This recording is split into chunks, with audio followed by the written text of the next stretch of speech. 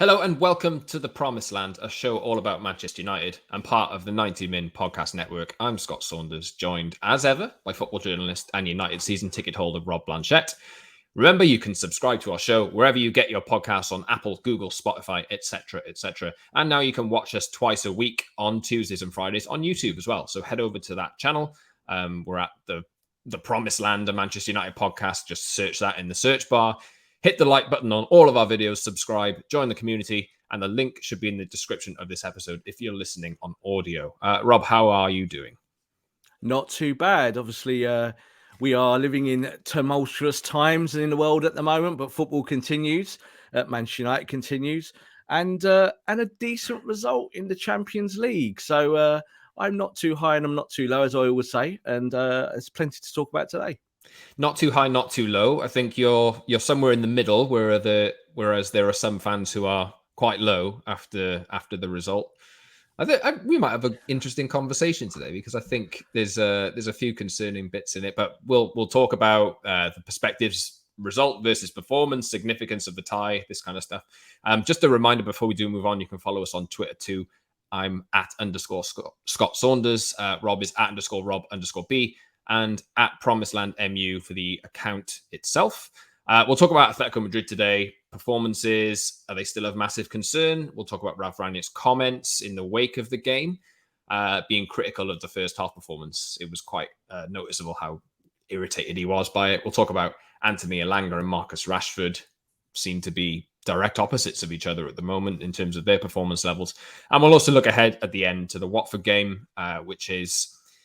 Watford beat United 4-1 in the reverse fixture earlier this season. But this is the last real game in the Premier League now where you'd expect United to take all 3 points before they go into a really difficult run of games from next weekend, starting with Man City away, I think. So let's look back, Rob. Atletico Madrid, I kind of went into this game feeling optimistic, which is United have managed to do that thing where they lulled me in again to think, all right, things are looking all right. And then they were 1-0 down within 7 minutes and they couldn't string a couple of passes together in the first half. But they did manage to get a draw thanks to Anthony Elanga's late equaliser.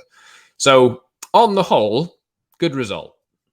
Very good result. We talked before the game, didn't we, about how away goals being taken out of the competition does kind of change the mindset a little bit. You need to go to Atletico Madrid. Of course, you don't want to lose on any count, but if you'd lost 2-1 back in the day, you got your away goal. That helps you. You've only got to win the second leg 1-0 and you're through.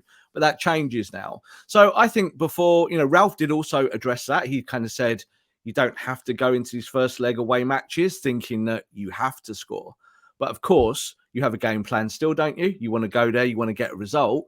And it's what happens at the final whistle. So if you come away with the result you want, you should be happy with it. Forget the performance. So I think this is kind of where the Manchester United universe gets a bit skewed because fans always want top performances every week. And I think that's understandable. But Europe is a different kind of beast. It's a different animal. You've got to go in there and just get in and get out. That's the most important thing and take what you want. So a 1-1 result. I was delighted with that, delighted with the goal, with how Elanga came on and took that goal. It was a really good goal as well when you look at it, especially the slow motion replays going around on Twitter of the one-touch football, of how kind of beautiful it was from back to front. It looked really nice.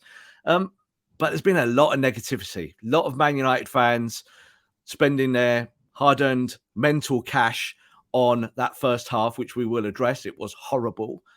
But in Europe, you get your draw, you get out, you should be happy. From my perspective, let's dig into that a little bit because I'm not obviously I'm delighted with the result, but I think that the concerning thing for me is Atletico they put the correct amount of effort in. This Atletico Madrid team, they will work to the bone. They'll work their socks off to, and it's a shadow of like Diego Simeone, the manager, and his kind of philosophy. He wants his team to work like that. Obviously, they haven't been great this season. They've dropped off in a number of areas, but they did manage to. They looked up for it. Whereas United, we've always had criticisms this season of, are they really asked? Do they really care? And it did feel a bit like that. My real issue with it was while the result was good, if United do drop a performance like that in the second leg, they will be in the same position. They'll be in trouble because obviously away goals don't really count. But United have to go and win this game because I don't want to see this one go into penalties. And if they can't really get up for a game like that, it doesn't inspire me with confidence for getting up for the second leg. Do you know what I mean? Yeah, like, I think Manchester United as a unit, as a set of players, they're a strange one. And what do I mean by that? Well, like we can look at a performance like that and immediately kind of dig in and talk just about motivation. Like even Rangnick talked about effort and those ticks that we look for in football matches. But I think there's something more going on there. I think it's actually just a case of having a game plan and executing it. And that was the issue for me because they had plenty of the ball. They just couldn't pass it, Scott. Now, are we saying that they're going into this game going, I can't be bothered if I can pass the ball? I don't believe that at all. I think when you look at the senior players who in that first half all misfired and misperformed, there's a collective issue there, isn't there? And it does date back to Solskjaer. And it almost feels like it dates back in terms of DNA of this Manchester United team further years ago to Mourinho, to like how far can you go back? Van Gaal. We saw these kind of performances for the last 10 years. So what is going on? So I think that you can kind of dial it down to the most basics of sport. And that is that Manchester United have a good set of players, but have not been able to find that chemistry that you need to be true winners.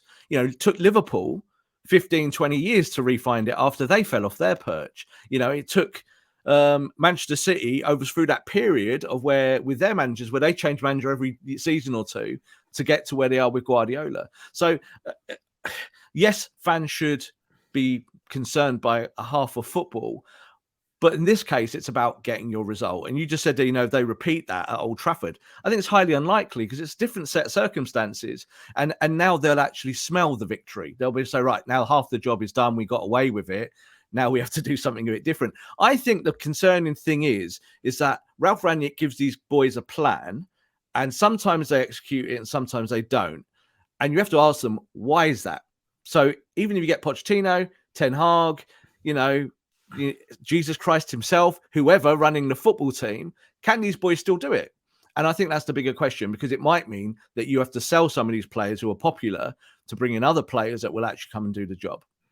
Yeah, absolutely. I think we'll talk about that kind of thing later in the show. But I would like to kind of caveat what I said just before you came back in, Rob, with Atletico Madrid are actually quite good in the first half. And that might have played into United being quite lax and lame in a sense, because they were pressing. They were putting a lot of pressure on the ball, and United couldn't really hack it. Yeah, I've worked in Madrid previously and with La Liga, and there's this thing with Atletico Madrid that they see themselves as the perennial underdogs. So they look at Manchester United as the elite. They look at Manchester United as one of those band of clubs like Real Madrid. They're kind of band of brothers from across the city that they don't like. They see them as the same kind of principled club. And for them, that's how they would have seen it, United turning up. It would have been like, right, we're going to pick our performances up. Whereas United are the opposite. United are have this kind of freakish personality to themselves where they're looking at it and going, Atletico Madrid, they're champions of Spain. Or we feel inferior to them? Oh no, should we be better than them? Well, on form, you are better than Atletico Madrid, funnily enough. So I think this is where that juxtaposition swings. And that's what we saw in the first half, is that Atletico worked their socks off. And then in the second half, just fell off a little bit. And their lack of quality, I think, was there to be seen as well. Like, we talk about them dominating parts of the game. Well, David De Gea didn't really have a lot to do on the night. When you look at the stats, there are 2 or 3 decent chances, Atletico. But it's the same issues that they've had in La Liga all season long, where they've not really been that productive in the final third. What did you make of Ralf in the post-match? We'll talk about what he said and Anthony Elanga in a little bit, but he was very critical of the first half. Do you think he's getting sick of this, or how's he viewing this? Yeah, I quite liked what he said in terms of, we know he's straight and we know that he likes to be honest. He shoots from the hip, but he's not he doesn't over-egg stuff. He's a professor. That's what he is. He wants to explain it. And he was just frank. He was like, they had a plan. They didn't execute it. I told them that at half time. And through the substitutions in the second half, we got what we wanted. And that's the story of the game, isn't it? In 5 seconds. So I think that that results mean everything at the moment. You know, if you're bringing an interim, it's just about a results business. You're not really building for the future or developing or all of that stuff. You're trying to do what you need to do now. They got a 1-1 draw at the champions of Spain in their own backyard and take them back to Old Trafford now in the second leg. That's job done. So I think on one side of it, Rangnick is expressive and he'll talk about those things. Say Ole Gunnar Solskjaer would be manager there. Ole would never have talked about anything to do with the performance. He'd have gone, boys did good, blah, blah, blah, 1-1. And that would have been the end of it. But I think you saw after the game how perturbed a lot of United fans. You see the United fan channels reacting really aggressively towards the team after the result. But you drew 1-1 in Madrid. So you've got to just take it on the chin and get on with it. There's been performance issues all season long, Scott, that we can talk about till we're blue in the face, and we will continue to do that. But it's not always the worst thing in the world that if you actually dig yourself out of a hole and get your result, that you can then move on to the next match.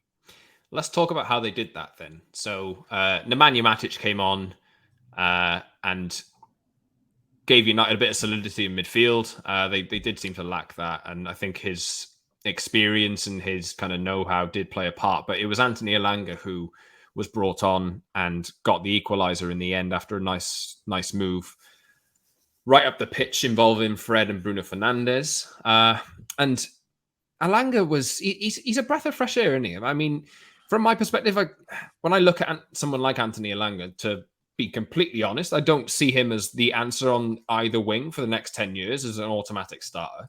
But he has come into the group and breathed a new sign of life into it. And this is what Rangnick's been trying to extract the entire time, really. He's brought Elanga in and used him a lot more than than Ollie did previously, because he has the right attitude, because he's keen, because he enjoys his football, because he takes instructions on board. And he actually runs in behind as well, which is something that like Marcus Rashford is not really doing at the moment. And that's how the goal came about. Yeah, and I think that's also why, we look at terms of quality of a player, application is really important before the skill factor. So actually, Anthony Elanga has got quite a lot of skill. He's a skillful player. He's a really good finisher. We've seen that behind the scenes, obviously, in youth matches through his time at Manchester United. And it's no surprise that he's been one of the players plucked out of that system to come and represent in the first team. Because like you just said there, he takes on the responsibility and he takes on instructions and just gets on with it. It's kind of what you want, isn't it? So I don't know. I think there's a real whole juggling act here. We will talk about Marcus Rashford and we'll talk about, the balance of the team and why things are as they are. But I think you've also got to look at someone like Bruno Fernandes, who got the assist and in that moment, helped you go and get your draw. But in the first half was just diabolical, awful. And you can say, well, why was that? I think the reason why United was so bad in the first half is because they didn't have Scott McTominay. Just didn't have that engine in there. And Don't say that, Rob. So this is it. So I'm not here to provoke United fans listening to the podcast who will be like, oh my God, what are you talking about? Scott McTominay's rubbish, blah, blah, blah. But if you take out part of your engine room, the motor doesn't work as well. So it's about empowering players, isn't it? And making sure that certain players look after the ball and certain players look after the territory. And United just were bad at both in that first half. So that's a collective failure. But then you kind of have to dig right down and say, well, what was it? Like Scott was sick. So he would have played that game. There's no doubt about it. So he would have been part of all of the game plan going into it. United, the first whistle goes and they look like they've never played with each other before. And you think to yourself, ugh. And that's something about this dysfunction of the personality of this current Man United squad, isn't it? So, so you could drill down on all of them. And I think that there are players like, Bruno gets away with it because he gets that assist. But really, for me, I came out of the game thinking, well, what is Bruno Fernandes doing? What is happening there? Why is it that he's so like his form does fluctuate and he'd been good the last few weeks, but he was also awful several weeks ago. So you're still seeing bits of that, aren't you? Like we can focus on the younger players like Elanga coming through, but there's a few of them that just for some reason cannot get that motivation, cannot get that quality to be good every match. Yeah, and Ralf did in his comments on Elanga say after the match, I'm going to quote him here. He's playing as though it's a dream come true. It's a joy and fun to watch him play. I wish a few other players would take him as an example and as a role model. What does that mean? I mean, because it looked to me when he was saying it on TV, he kind of looked up to the side and thought, shall I say this? okay, I'm going to say this. And is he challenging the players that he's got, or is this just a kind of expectation level setting comment? He's What did you make of it? 100%. He's 100% challenging the players, 100%. Because when he talked about the halftime team talk after that horrible first half, he was quite stern about how he put it across, communicating it to the camera, saying we went in there and we sorted it out because these players need to be better, and I told them that this performance is not acceptable. He's being pretty straight with his talk. He shoots from the hip, doesn't he? But he's not an aggressive, mean, horrible manager. He isn't a kind of, Mourinho type or a Conte type who will really just everything flows out of them in an interview, and you can kind of tell what they're saying emotionally. But he was quite straight about it. And I think that comment about Anthony Elanga is really, really pertinent and really correct, because that's what you want. Go out there, I haven't got the shirt on today, but that's where the badge normally is, and play for that. Go out there and play like you're a Manchester United player and that you mean it and that you care, and let the rest go. So I think that's what he's trying to get across, because I think if United put in 100% every match, and we have seen that in other games, even in games where they've drawn matches, there's been much better levels of effort. I think what we find at the moment, Scott, is that because they've realised that they can't run for 90 minutes, that they just have these big downtime periods now in games, like against Atletico, where you expect maybe the pace to be slower in Europe. So what will we do? We'll have a little jog a little bit more, because we like jogging. We've been jogging for years. So let's go back to jogging. Oh my God, we're 1-0 down after 7 minutes. So this is the dysfunction that I talk about with Man United. And I think that Ralf has to just keep working at it, because at least with Elanga, he can say, right, I'm promoting you now. You're a starter. And I'm not sure of what you said there, Scott. I think Elanga could be a starter for years to come. I liked what he said after the game. Did you hear what he said? Yeah, it was a lovely interview. Yeah. He said, I go out on that pitch and to myself, I'm the best player on it. And I thought, smells like Cristiano. It's what Cristiano used to say at 19, 20. Like, I go out there and pretend that I'm the best, even if I'm not. That's how I think. And I think elite mentality. So I look at Elanga and I think, yeah, you play on that. You go out there and say, yeah, boy, you're the best striker at the club, and we're going to feed you. We're going to help you. When he ran through, I thought, oh, is it Elanga you want on the end of this? I don't know. Is he going to finish it? And what I liked was that how he kind of looked up twice and he let Oblak tell him what to do. Oblak went, I'm going near post. And he went, I'm going to roll it to the side. And people went, oh, did he mean it? He meant it. That was a strike. He said it as well. I was reading an interview before we started today. He said, I studied what Oblak does in those kind of situations, and I put it to that side. Elite mentality. And I think that's the difference between 18-year-olds who are quite good and raw, and maybe 18-year-olds that do see themselves as long-term top footballers of the highest echelon. So I think that Elanga believes that. Elanga said that, before, that he believes he'll carve a big career for himself at Manchester United or a top club. Kind of reminds me of Jadon Sancho at that age, when Jadon Sancho was at City and he was telling everyone, I'm going to be really good. And everyone was going, you're not good enough for Man City though, are you? And he had to go to Dortmund to prove it. I would like to see Elanga prove it here and now. And I think that he is doing that. I think he's showing that he's a player of a high caliber, and that Manchester United could develop him. The next player I want to see doing it is Hasenhuttl.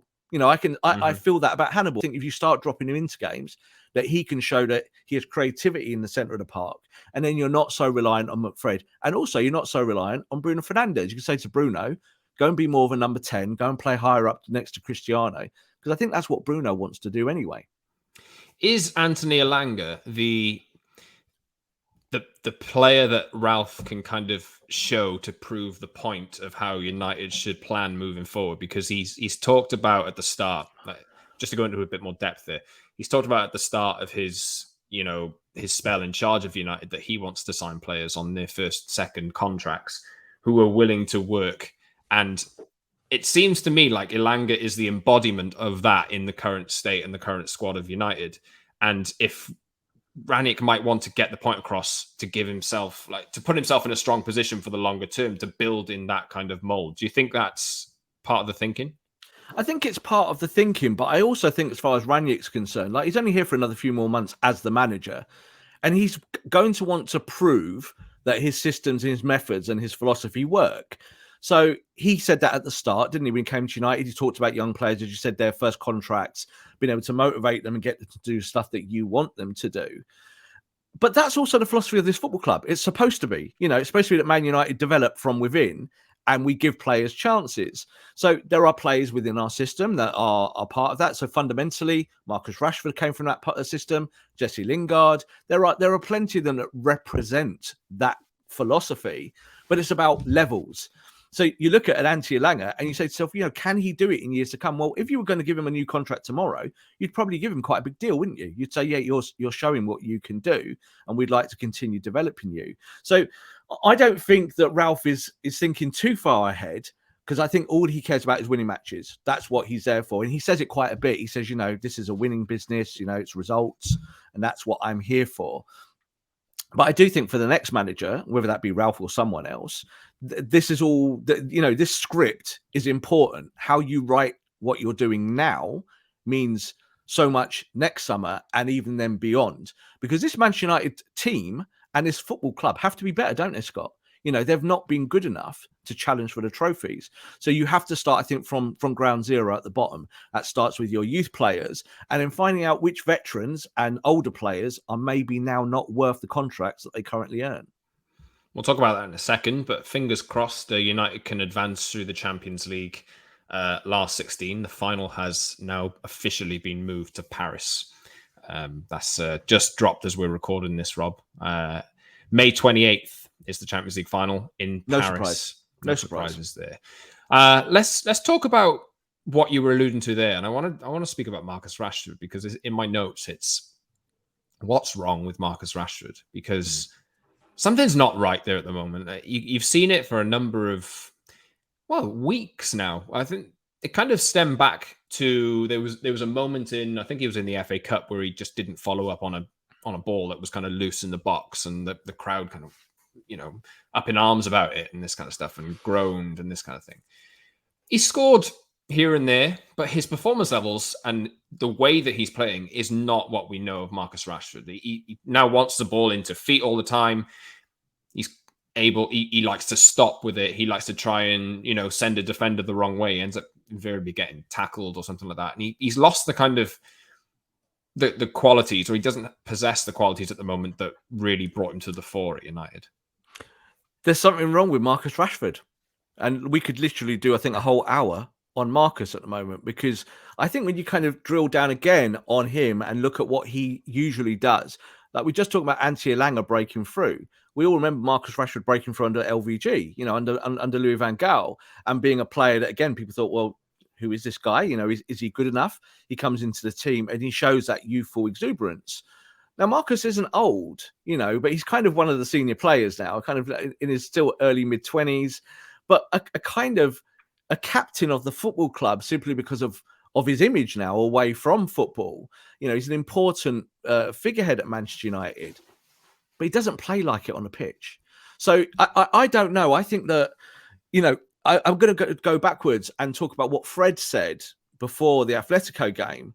And Fred was quite kind of straight, and he shot from the hip, and he said, it's very difficult for us to know what to do at the moment, because an interim manager means that in the summer we could all be out of this football club. We don't know, do we? New manager comes in. What are we supposed to do in the short term? And he was very critical of the United board and said, these kind of short-termisms hurt football. You have to have a longer-term outlook. Can I ask you a question on that before we move on? What do you make of him doing that? I think he was just being kind of honest, but not. I don't think it was a politically charged comment, but you can take the essence of it. And the essence is that he's right. If you bring in an interim boss in any capacity, but you kind of tell your players, well, you got to get Champions League this year, and you got to try and, get as high as you can in the Premier League and maybe win a trophy for us. But you know what? We're going to give you no structure, no future kind of assurances about your own employment at the football club. Thank you very much. Goodbye. We're off back to Florida because that's where we live as the owners. That's not a good look, is it? So you look at Marcus Rashford, we can talk about his individual displays, and they're not good. But I think he maybe epitomizes as a Mancunian, as a local lad, of maybe how he feels about the football club, and also how lots of Mancunians do feel about Manchester United at the moment. They do feel this kind of loss of responsibility from the very top of the football club. So I don't know with Marcus. I think that his form is bad. He's making bad decisions. he's not a starter for me at the moment. You know, when he started that game, I understood why Ralf did that. You're looking to counter press from deep. You're looking for pace. You know, it's all there. It's obvious. But Marcus, for me, is just not playing well enough to be a starter at Manchester United at the moment. A very good impact sub, maybe, but we want more from Marcus Rashford, don't we? He's a big earner. He's a superstar in the making. You know, this is what he is. You know, he's one of England's top players. We need to see better and more. It would not surprise me, Scott, if we get a new manager in the summer, Marcus Rashford turns up on day one and looks electric. But that's not good enough either, is it? You know, you need more from these players now to just play for the shirt and look through maybe all of the smoke that maybe gets in their eyes.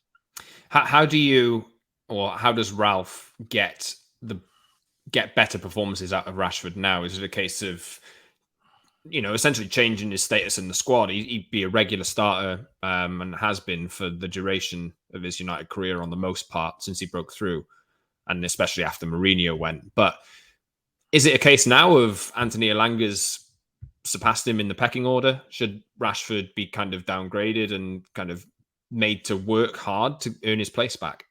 Yes, and that should be the ethos for the whole squad.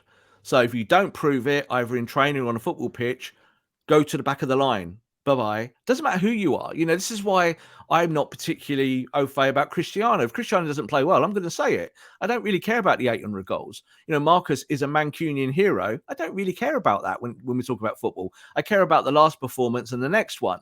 So I think with Marcus, yes, there's no better tonic for a footballer than who is a starter to go and sit on the bench. Because while you're sat there watching all your mates play football, all of that goes through your head. And you either say to yourself, right, next game, I'm going to prove it.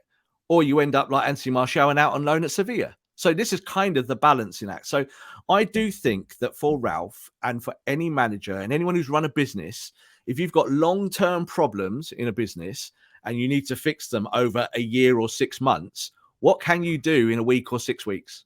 Nothing. Zero. So I think the issues with this Man United squad run very deep. So you have to find the characters and you have to turf out a load of players.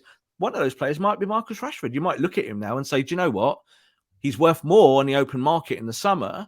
We could get a big fee for him and reinvest that. Now, that might be unthinkable to some Man United fans, might be unthinkable to Marcus Rashford. But that might be where you have to go, Scott. You know, you have to make these big calls. And the next manager, I think, would want Marcus Rashford, but they only want an effective Marcus Rashford.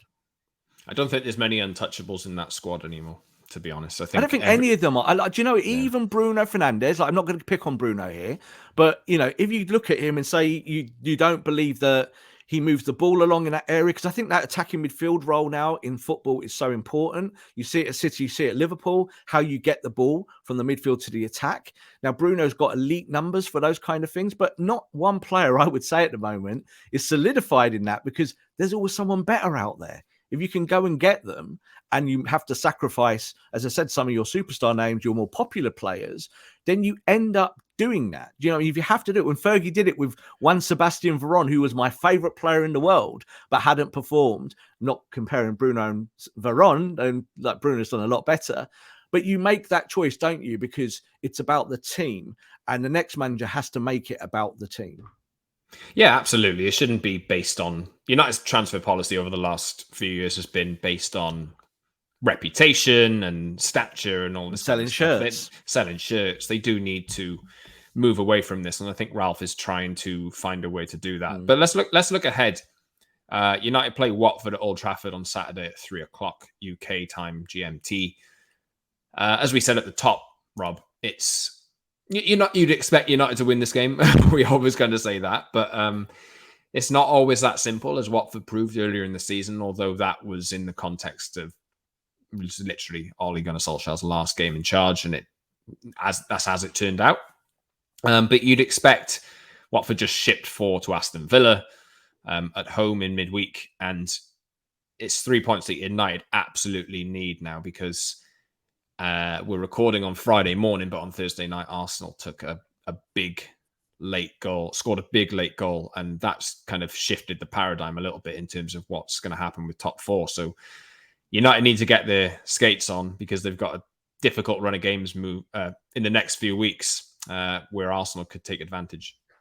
Yeah, and I think if you're Manchester United, every game is a must win now. That's the way you have to look at it. It doesn't matter who you're playing, Watford or Liverpool, whichever ends of the division, it doesn't matter. What matters is 3 points every week now. You have to have that kind of metronome running in your mind. That's how the best clubs in the world operate. There are no small games and there are no big games. Every game is just a game. You go out there to be the best version of yourself. So, I'm kind of more worried about Manchester United Watford than I would be Manchester United Liverpool. I really mean that. And it's not a case of quality of who you're playing. It's about yourself, isn't it? So, if United go to, play Watford, I'll be there at Old Trafford. If they go out there and they buzz off the back of the Atletico draw and they feel good about themselves because they dug themselves out of a hole and they play good football against Watford, they beat Watford.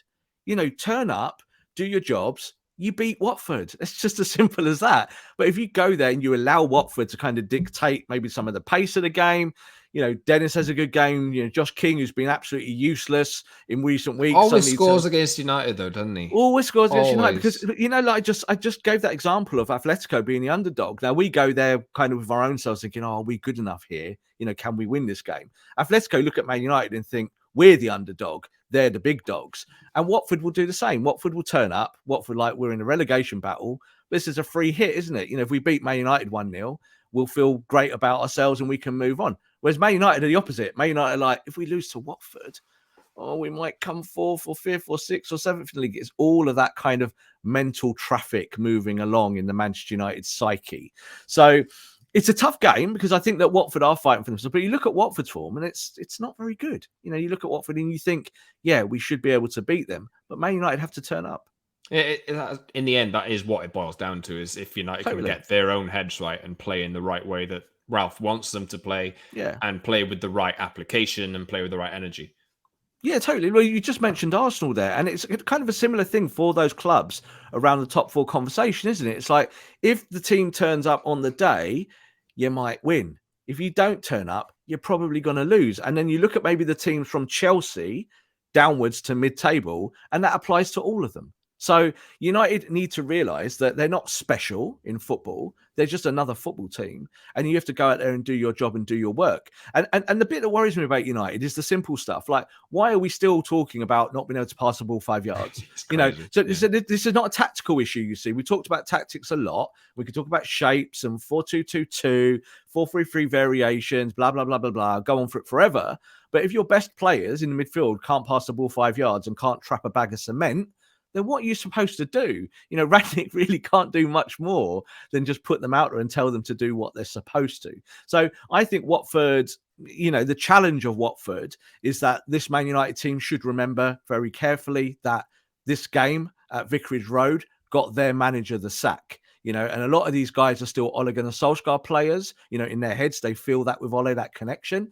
And I hope they remember it because they need to get some vengeance for their former manager here and at least prove a point that they're better than Watford. We do remember the reaction when the crowd were, they weren't happy at Vicarage Road, and I think Bruno Fernandes was pointing to, I'm swirling my arm around here. He's pointing to, it's all of our faults. Well, go and prove it now. And you know what? It seems like this seems to be the Bruno Fernandes show. I don't know why. Yeah. But this is the problem, right? It's great that there are players who will publicly take that lead. Harry Maguire's another one. Go on Twitter. We're really sorry, guys. We should be better. La-di-da-di-da. Bruno, in that game with Watford, it's all of us, not the manager. Yeah, too right, it's all of us, but you can't get sacked. Your manager can. So why are you not doing it? Or why are you not at least showing that extra level of fight? So I think we are seeing that, as I said, in other games where United fans have been down on the result. You lose to Middlesbrough. It's awful. You get knocked out of the cup. That's one trophy in the bin. But the performances, the effort levels have been better since Solskjaer left the football club. So that's, I think, credit to Rangnick. Still not quite there, isn't it? We still don't trust this team. We're not looking at the Watford game and going, yep, they're going to smash Watford. It's going to be an easy day at the office. We'll be 3-0 up at half-time and we'll all go home very happy. I'm still thinking about going to that match and thinking, well, I'm going to have to get up at 7 a.m. Is it worth it? Am I going to feel it? Am I going to go to Watford? Am I going to sit in my seat? Am I going to be there at full time doing a YouTube short here for our channel going, well, another bad performance from Manchester United. Top players didn't turn up. Josh King scored a hat-trick. and now we all want to cry, and all you can hear is boos around me. Is that going to happen? It might do, because we do not trust this team yet. They have not earned that. And the top, I always look to the top players, Scott. The top players in your team, the Rashfords, the Ronaldos, the Brunos, they're the ones that are going to lead you to the promised land. They're the ones that are going to take you to where you want to be. As it stands at the moment, they are not doing it. Lovely little integration of the show's title there. That is the thinking behind it. Clive Tildesley used the Manchester United have reached the promised land all the way back in 1999 after Ollie scored in the Champions League final. Nicer times. But yeah, United have a difficult run of games after this Watford game. City away, Tottenham at home, Liverpool away, Leicester at home, Everton away. Everton are awful at the moment, and then Arsenal away in game week 34. It is a long time away yet, but that one could be crucial in the way that it's shaping up. All right, so that's it for today. I think we'll wrap up there, Rob. United play Watford on Saturday ahead of a big run of games in the Premier League in the following few weeks. But remember, you can subscribe to our show wherever you get your podcasts, on Apple, Google, Spotify, etc., and watch us. You can now watch us twice a week on YouTube as well, on Tuesdays and Fridays. So head over to our YouTube channel, hit the like button, subscribe, and join the community.